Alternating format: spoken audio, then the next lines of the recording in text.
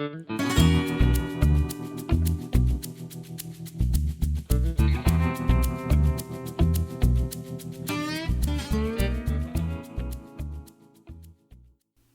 true crime and wine time friends. Thank you for joining me, your host, Terry Dussault, as I dive into the case of two murdered little girls in Grayson County, Texas. Now, for those of you that do not know, Sherman and Denison, where we're talking about today, is part of Grayson County.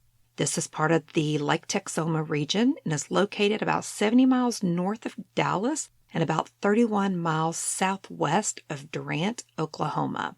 Sherman, Texas is also where my wonderful, handsome hubby was born. So you know it's a great place, or so I think. Today, for our story, I am drinking a 2016 Castle Rock, Mendocino County Sauvignon Blanc. Now, the reason I decided to drink this today is because of all of the fires burning right now in California. A little worried about my friends there in Sonoma, hoping that my favorite winery, St. Supri, stays safe, as well as Mondavi. There's just too many Opus. I just can't start thinking about it all because I will start crying, because that is just a crime to think about it burning. Anyway, back to our wine today. So, according to the website, this elegant, medium-bodied wine is crisp and refreshing with aromas of grapefruit and pineapples with flavors of lemon and peach. Sounds yummy to me, and I like it even better because I do not have to fight with corkscrew. It's one of them nice little screw tops. Let me go ahead and get this poured. Today I'm drinking out of my princess cup that my wonderful friend Jen Jen made for me. So thanks, Jen Jen. You're here in the studio with me today. Before we get started, I need to tell you that today's case is about the murder of two young girls and contains graphic content and may not be suitable for everyone. So if you're listening to this and you don't want to hear a story, a very tragic, gruesome story, stop listening now. So first I want to tell you a little bit about Sherman, Texas. Sherman is the home to Austin College, and a little fun fact, in October 1932, Clyde Barrow, part of the infamous duo Bonnie and Clyde, visited Sherman because his brother, L.C. Barrow, was being held in the Grayson County Jail. In true Clyde form, before leaving town, he killed Howard Hall during a robbery at Sid Little's grocery. Sherman is one of the cities that lines Lake Texoma, and I can tell you from personal experience, is a great lake to visit. So, I'm going to have a little sip of my wine since my mouth's dry. And on to our story. September 10th, 1969 was a typical day in Sherman, Texas. The new school year had recently begun, and first graders were let out of school at noon so that teachers could do home visits, which I had never heard of anything like this, but that's really kind of cool in my opinion. I thought they only did that on Little House on the Prairie. Guess not. Good job, teachers. Donna Golish was a 7-year-old and was in the first grade. Donna was born December 9th, 1961 in Okinawa, Japan, and lived with her parents on Perrin Air Force Base in Sherman, Texas. As you can tell, Donna was a military brat, moved around a little bit. She attended school at Fairview Elementary in Northwest Sherman and walked home from school through a small park, which was about 20 minutes away from home. Now, this was not uncommon in Sherman for children to walk home from school in the late 60s, early 70s, as Sherman was known as a safe town. Donna typically walked home with a friend. However, her friend had broken her arm and was not in school that day. Donna's first grade teacher, Marilyn Odom, posted on Facebook saying that Donna was a very sweet girl and had left the school at noon. Donna was last seen skipping through Fairview Park on her way home from school. Donna Marie Golish was your normal first grader with brown hairs and pigtails, and her 2 front teeth were missing, and she had a lot of friends and was very friendly. Donna was almost deaf until she was about 3 years old, and only recently had her hearing improved. I don't know if that has anything to do with the case. Maybe she didn't hear the person. I don't know. We're going to move forward. When Donna failed to arrive home for lunch, her stepmother called the school and confirmed that Donna had left at noon. Miss Golish searched the neighborhood but did not find Donna. She then called Donna's father to come home, and they reported Donna missing to the police. The local police department called in the Texas Rangers, who sent Ranger Lewis Rickler to Sherman so that he could join the search for Donna along with the helicopter from Perrin Air Force Base and the police auxiliary. As one can only expect, it was reported that the number of bikes at the school dropped in half. Parents were watching their kids much closer as evil had arrived in Sherman. Regretfully for Captain Fred Golish and his wife, Donna's body was found on Thursday, September 11th, 1969, around 11:30 a.m. by Roscoe Clinton, also known as RJ, who is a member of the Mounted Patrol. Donna's body was found about 1.5 miles north of the school. Her body was severely mutilated, and she was wearing only her slip, which was pulled up over her head, and her shoes were nearby. It was later said that Donna had been beaten to death and then run over.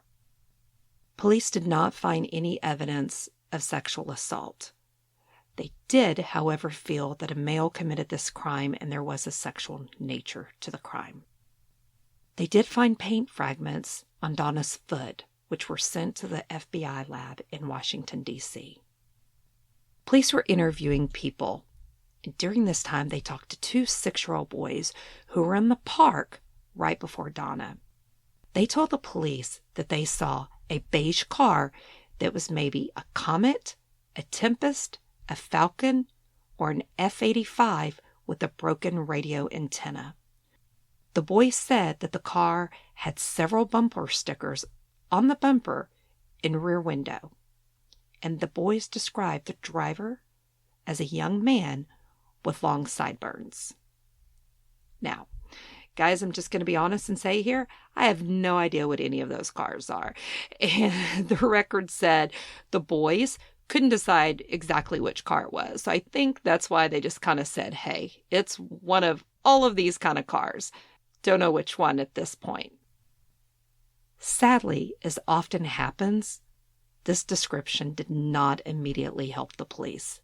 Sheriff Blanton said in an interview published on October 19, 1969, and I quote, "I have checked cars, checked rumors, checked out information people have given us. I have talked to people who live around the school who may have seen or heard something. I have compared this bit of information with that bit. But so far, everything we have done has hit a blind alley." Several private citizens and a local radio station donated a total of $2,600 reward for any information leading to the arrest and conviction of the person or persons responsible, which was a lot of money at the time. Today, that $2,600 would be worth about $18,000, so quite substantial.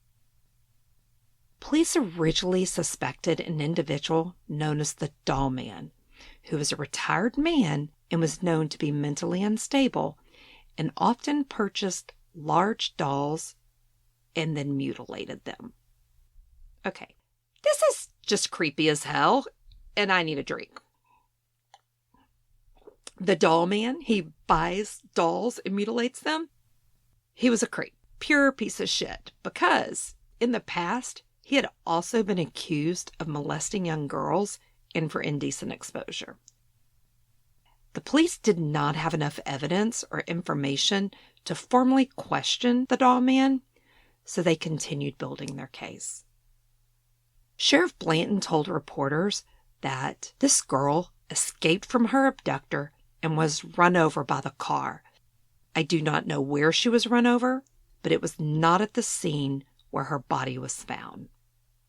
There was some speculation that Donna's murder was tied to a case of a 10-year-old boy who was run over in Dallas. But after further investigation, it was determined these two cases were not related.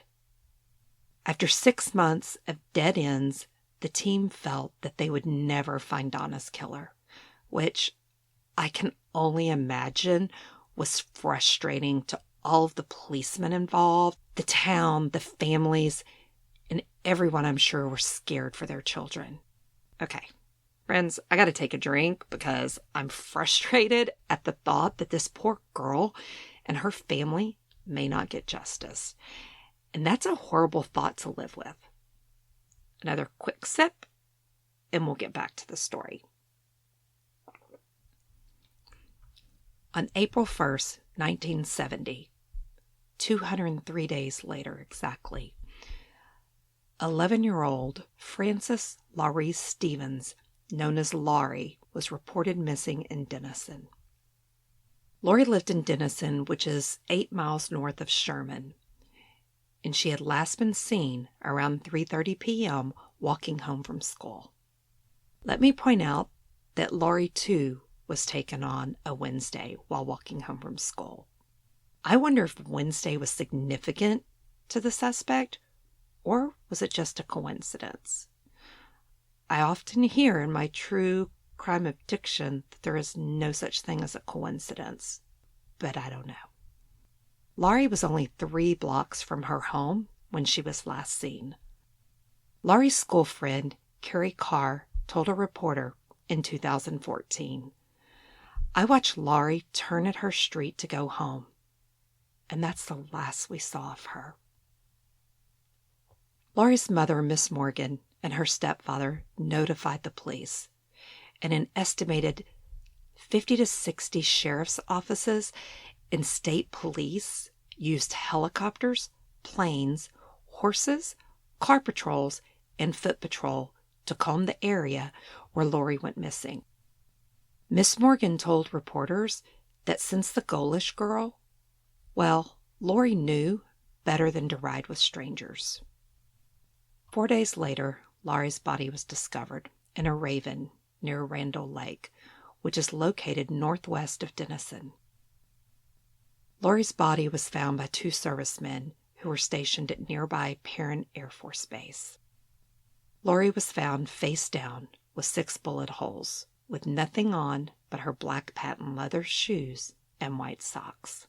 Police did not see any signs of sexual assault and reported that Laurie's hands were placed beneath her head as if to protect her face from the dirt. Okay, guys, I don't know if we need a sip of wine or something, but my heart is hurting for these families and for the law enforcement officers involved with this case. To have 2 young girls killed in such brutal ways while walking home from school is horrible. And the person responsible, they're a monster. Police found Laurie's clothing nearby in a ditch, along with a partial footprint assumed to be that of a man. Texas Ranger Lewis Rigler wrote in his book, In the Line of Duty, Reflections of a Texas Ranger Private, that they decided to dig up the dirt in which the body lay, looking for evidence. Rigler dug until he gave out. After leaving the scene, along with Sheriff Blanton, they went to tell Laurie's mother and stepfather that they had found her body. Police did notice the similarities between Laurie's and Donna's murders. Both young girls were killed when doing an innocent thing, walking home from school. Police began checking out all of the leads in the case and decided to take another look at their suspect from Donna Golish's case, the doll man. Yep, enters creepy guy. Ranger Wriggler said that they spent all day matching discarded dolls with sales slips and interviewing store employees. They were finally able to formally interview the suspect and administered a lie detector test, which the doll man passed. Needless to say, the police officers were disappointed and moved on to other leads in the case. The Sherman and Denison area, along with their surrounding areas, were in a panic. 2 young girls were taken and killed. Parents were now picking their children up from school and not allowing them to play outside unsupervised. During interviews with potential witnesses, the police noticed that several witnesses told of a car that had been seen near the murder site before and after the crime in the Stevens case. Witnesses described the car as a red Chevrolet with a bent front fender. Witnesses also told of the car being seen around Lamar Elementary School, where Laurie attended, and on the street where Laurie lived. The driver of the red car was also seen riding and pushing a motorcycle several times near Laurie's home and in a back alley. It was even reported that that red car had been seen several hours before Laurie's body was discovered. As most true crime fans know, it is not unusual for a killer to visit the scene where they kill or bury their victim. Killers often live off the high and relive their murders when visiting these places. That is just beyond concept to me. I guess they're sick, so there is no reality to them, but it does something for them. Several witnesses described the suspect as round-faced with long shaggy hair and sideburns, while others identified the driver as Charles Dennis Easley. With the potential suspect's name, the police turned up their investigation and started digging into Charles Dennis Easley. Based on the book written by Texas Ranger Lewis Wriggler, one of Easley's neighbors reported that Easley and his brother had been seen repainting the door of a red Chevrolet on the evening of Laurie's murder. Police finally got a lucky break in the case when on April 7, 1970, the red Chevrolet was spotted at a gas station and the driver left without paying for their gas. On April 8, 1970, Easley was picked up and arrested for theft.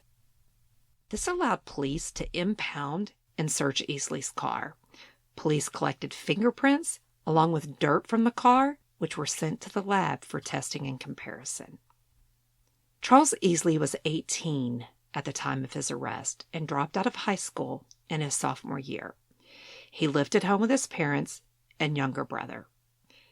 The family had 2 cars, one being a beige 1963 Pontiac Tempest that Easley drove most frequently, and a red Chevrolet that Easley also drove was owned by his brother Jimmy. After Easley's arrest for the theft, police continued their investigation and discovered that Easley had access to a beige Pontiac Tempest, which, if you remember, is a car that was seen before Donna's abduction and kidnapping. Police felt that they had their man and had evidence that Easley had moved from Denison to Sherman about a month before Donna was killed, and that he had moved back to Denison less than 2 months before Laurie was killed. The police impounded and searched the Pontiac Tempest, and it was a match to the 2 boys' descriptions with the broken antenna and bumper stickers. The police fingerprinted and searched the Tempest as they had the red Chevrolet and sent all of their findings to the lab for testing and comparison. The police had hit the jackpot. The paint matched the paint fragments found on Donna's foot during her autopsy. Charles Easley was formally charged in Laurie's murder and Donna Gullis' murder. A little after Easley was charged, a witness called police and told them she had called several months earlier to report that Charles Easley had tried to pick up her daughter, who fortunately ran away, and guess what? Charles Easley was driving a Pontiac Tempest. Okay, I have to say, this pisses me off. Yes, I know that the police get a lot of calls, and back then, things were not as computerized as they are today. And they probably didn't have as much manpower. I don't know exactly the time of the call, but geez, if someone had investigated this report, Laurie might still be alive today. I need a drink before we get into the trial and appeals because it's a crazy ride. I hope you're ready. Before I get into the trials, I want to share what I read about Easley bragging to other inmates before trial how he had killed 2 little girls and that he had run a drill through the barrel of his gun and that there was no way they could do a comparison and pin it on him. Easley wrote a confession in jail and sent it to the sheriff. Keep that on deck. It'll become important later on. On April 16th, 1970, Charles Dennis Oliver Easley. Okay, why he has so many names? I mean, I just think we should call him Charles Scumbag Easley, because that would have been a better name. Anyway, on April 16th, 1970, Scumbag Easley was indicted on 2 counts of murder. Interestingly enough, Easley had 3 willful burning cases in process at the time of his arrest. I was not able to find out what happened to those cases and can only assume that prosecutors decided to not pursue the willful burning cases due to the murder charges, which were much bigger and probably trumped it. As I said, I couldn't find anything online. I'm going to stop and take a drink of my wine as I stop and let you, along with myself, think about the fact that Easley liked to set fires. Hey, Anne over there. Hadn't talked to you in a while. Yes, Anne is still here in the studio with me. But it rang a bell with me about setting fires. So I did a quick Goog and found, yes, the MacDonald Triad is a set of 3 factors that has been suggested are predictive to a person being a killer. Now, those 3 things are cruelty to an animal, obsession with fire setting, and persistent bedwetting past a certain age, which I found discrepancies, but somewhere between 8 and 10.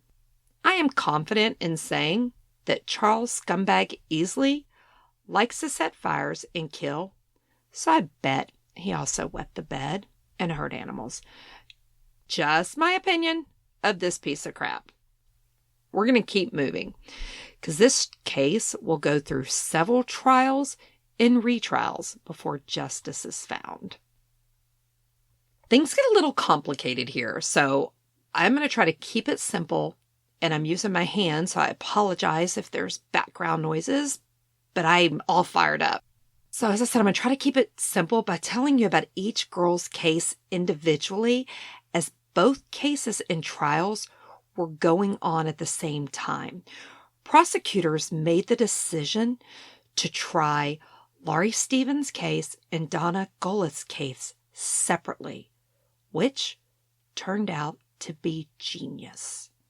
I'm going to start with a trial in the Laurie Stevens case, as it was the first to go to trial. A change of venue was granted by District Judge David H. Brown because defense counsel maintained that Easley could not get a fair trial in Grayson County. You think? I mean, Come on, defense counsel. You're defending a man who killed two of Grayson County's children and wrote a confession letter about one of them. Of course you can't get a fair trial there. Trial began in McKinney, Texas, a suburb of Dallas, on July 6, 1970, for the murder of Laurie Stevens, who was 11 at the time she was murdered. The 9-man, 3-woman jury deliberated 2 hours and 45 minutes before finding Charles Scumbag Easley guilty in the April murder of Laurie Stevens. Charles Scumbag Easley showed no signs of emotion upon hearing the verdict.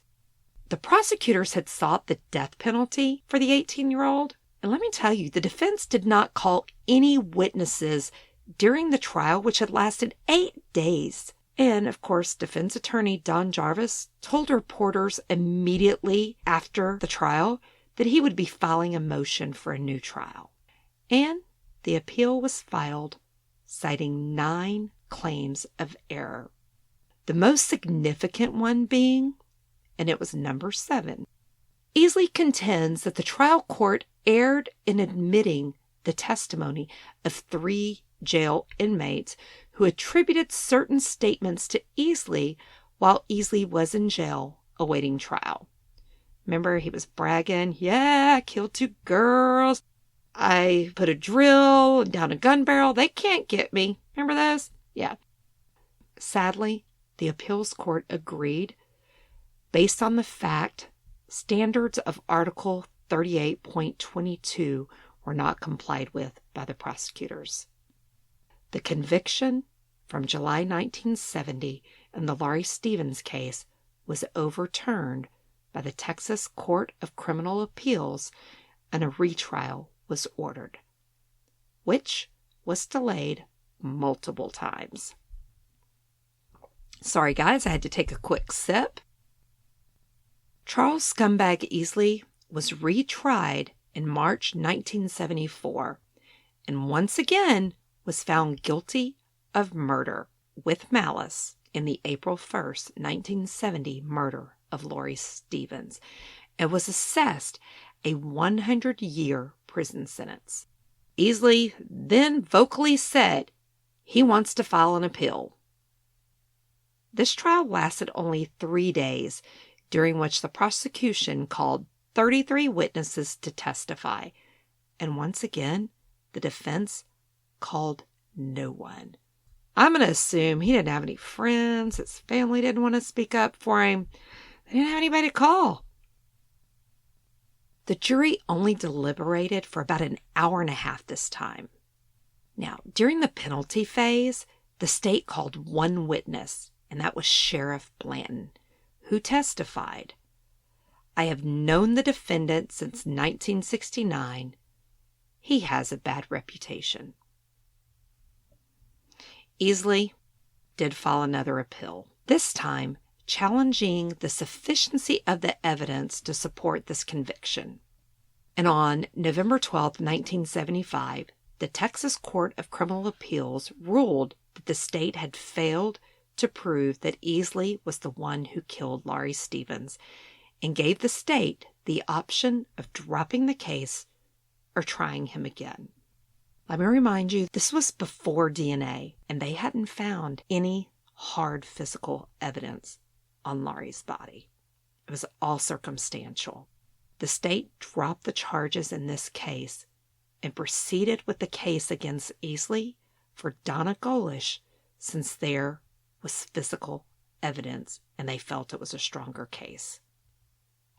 I'm going to have to say, Sheriff Blanton, I must agree with you.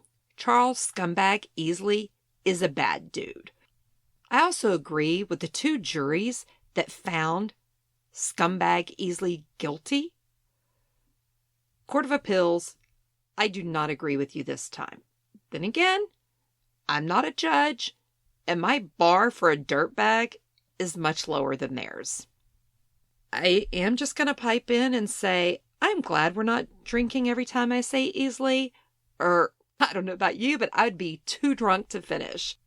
I'm going to have a couple of glasses after I finish recording, as this case is horrific and makes me sick.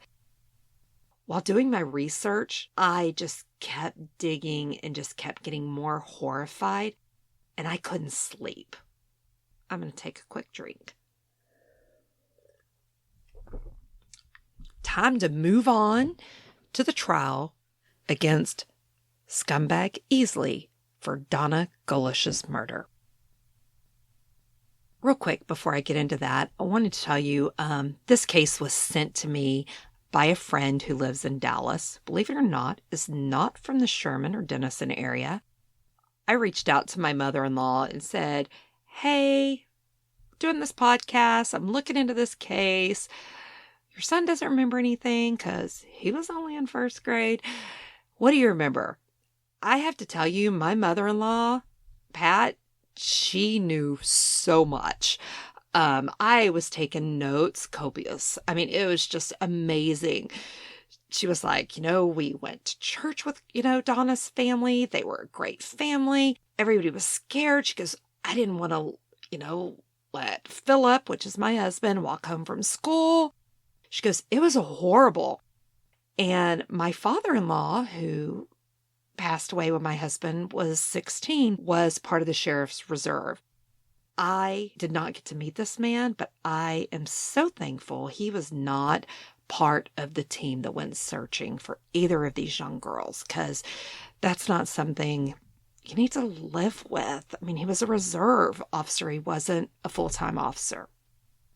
Okay, I'm going to stop with all the personal stuff and move on.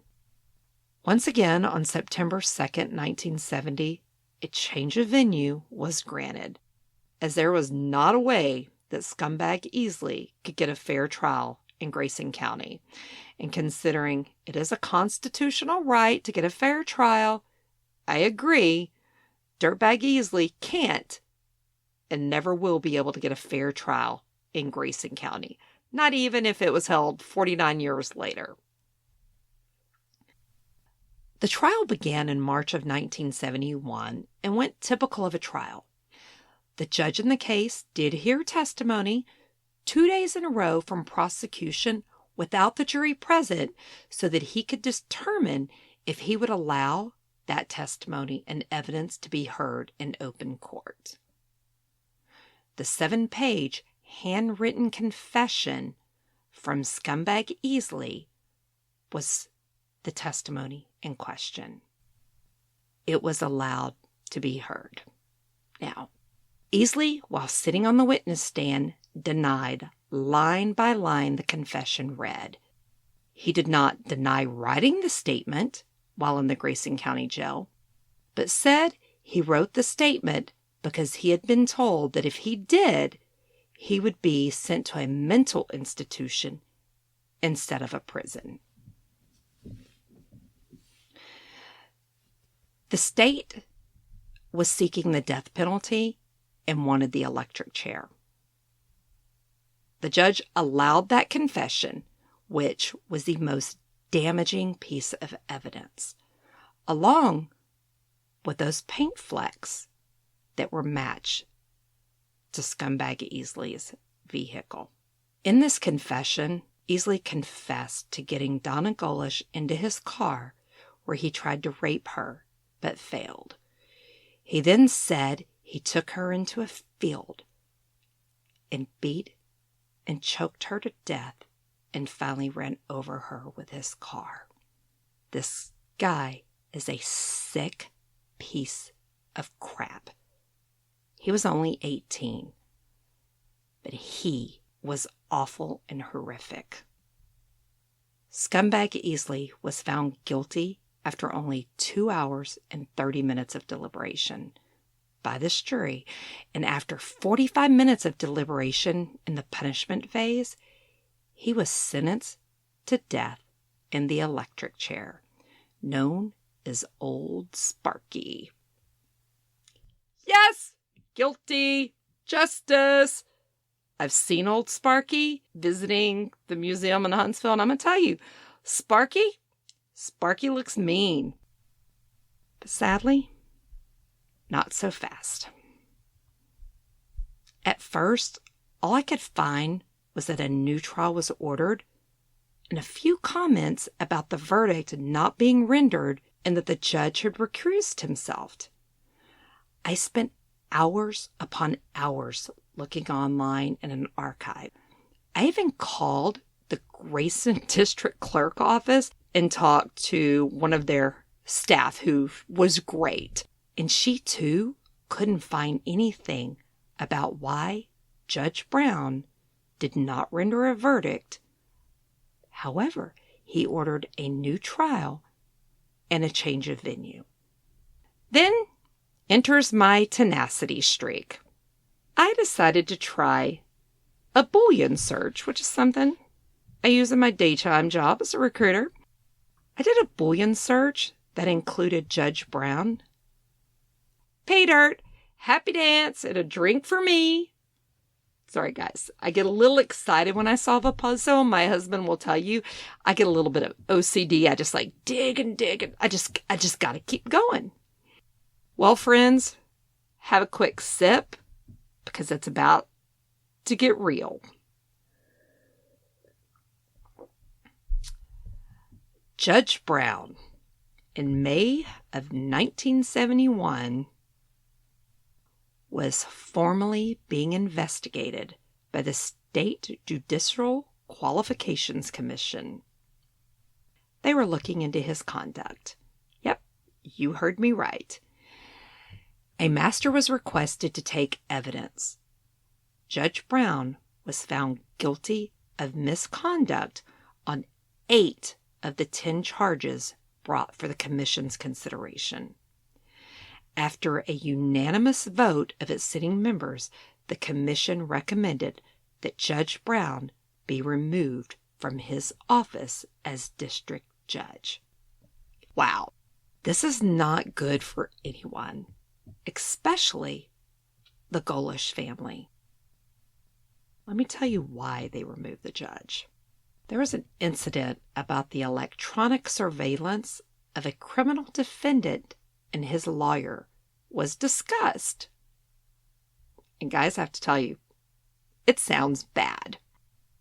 And it's all about Scumbag Easley case. Without boring you with all the details, it comes down to the fact that Judge Brown granted permission to the sheriff's office to use electronic surveillance of the prisoner, aka Scumbag Easley, and his defense counsel. That's a no-no. It's privileged. The sheriff testified that he asked to record the prisoner because he was worried about suicide. I mean, come on, you could have just sat somebody there outside the cell to watch him. However, Judge Brown testified differently. He said that he had information that the prisoner, aka Scumbag Easley, wanted to plead guilty, but that his court-appointed attorney would not permit such a plea, and he wanted to assert whether the boy was being properly represented, whether he was telling the truth to officers by saying he wanted to plead guilty. Wow, this is wrong on so many levels. This goes against our Constitution, our right to a fair trial. Information and conversations between a prisoner and their counsel is privileged. But that is not all. According to case text, 2 other dismissed charges involve further conduct of Judge Brown during the Charles Easley prosecution. Now, they were dismissed, but still, guys, raise an alarm. And remember, he was found on 8 of the 10, so only 2 were dismissed. Charles Easley was an indigent criminal defendant who was charged with the murder of 2 young girls and held in jail for trial. On August 17, 1970, Judge Brown brought Easley before the bench in open court without counsel to inform him that his court-appointed attorney, Mr. David Chick and Mr. Jarvis, were being removed as his counsel. The second charge involved an alleged private conversation between Judge Brown and Easley in chambers at the Collin County Courthouse in December of 1970. Easley testified that at this meeting, Judge Brown attempted to convince him to plead guilty through threats and promises of leniency. Now, I remind you, those two were dismissed. But what does all of this mean? He was found guilty on 8 out of 10, the judge. It means that the judge was unable to render the guilty verdict and sentence Easley to death in the electric chair. And a new trial was ordered, along with a change in venue again. So on it goes for this family. Sorry, guys, I didn't take another quick sip. This case just gets to me. The second trial in Donna's case was held in April of 1975 in Victoria County. This time, scumbag Easley requested a trial by judge without a jury.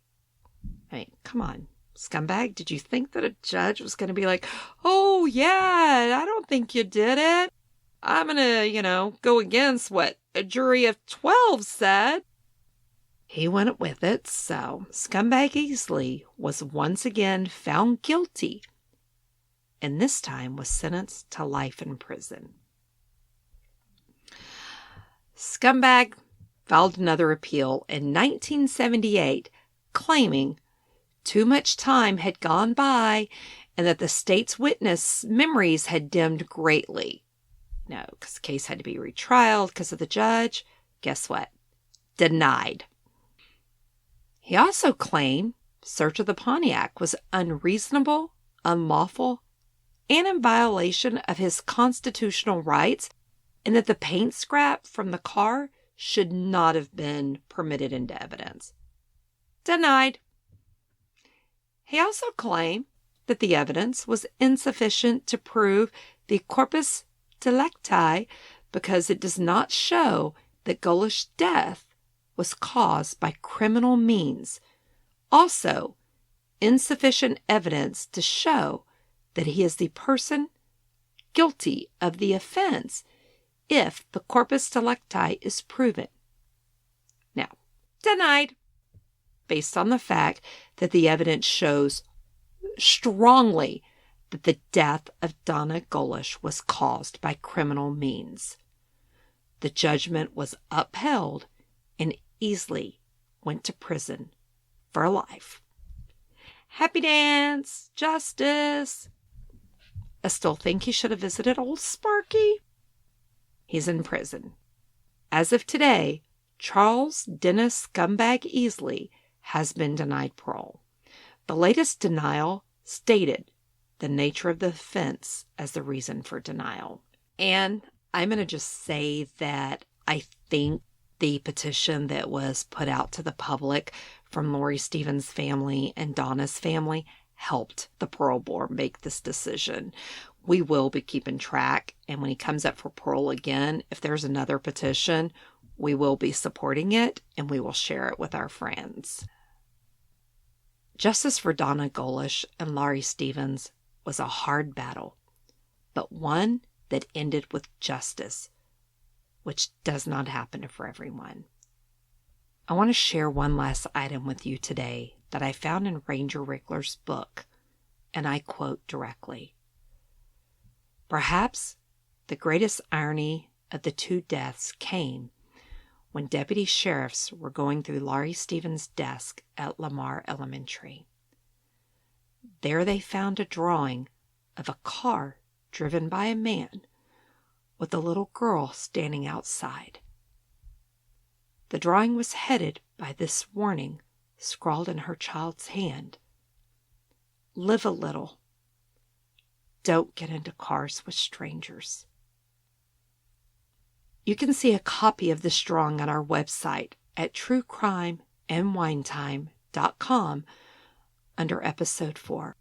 along with all of my sources for this case. If you are looking for a really good, real-life book to read, I would highly recommend In the Line of Duty, Reflections of a Texas Ranger Private by Louis C. Rigler and Judith Wagner Rigler.